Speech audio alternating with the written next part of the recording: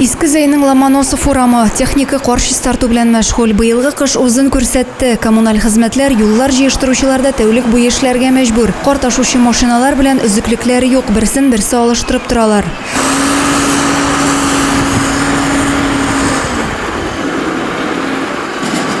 Шанхай дип йөртелүче микрорайонда да махсус техника каршы тарта. Аксар егете Айзат Абзаловның бу эштә тәҗрибәсе зур. Төягеш техникасы да үзенеке. Иртәнге 6-да башлана, кичке 6-га хәтле төрлечә. Бөтен условида бар, машиналар бар, җитешеп торалар. Булдырган хәтле чистартабыз. 3 атна буран булды, менә шуның белән генә әзрәк ни булды инде теге.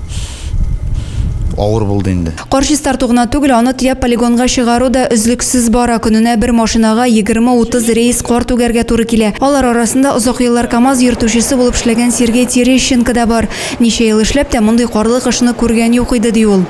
Вывозим снег, работаем почти, грубо говоря, можно даже сказать, круглосуточно. Техника выходит и днем, и ночью, и в первую смену, и в вторую смену.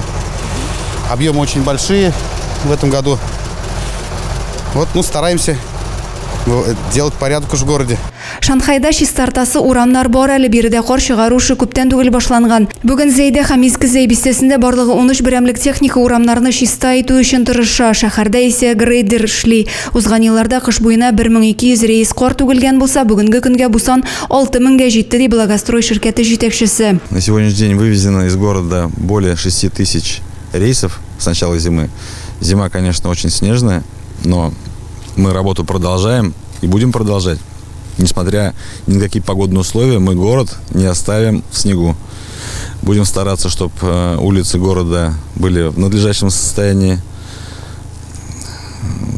Ведем на сегодняшний день плановую работу. Обильные снегопады прошли, сейчас стараемся вывозить более... Акцент ставим на вывоз снега. Бердәм тырышлыкның уңай нәтиҗәсе озак көттермәс билгеле. Нишләп урамнар кардан чистартылмый, техника эшләми дип зарланучыларга сабырлык телисе генә кала. Адилә Борханова, Юлия Казамарова, Зәй хәбәрләре.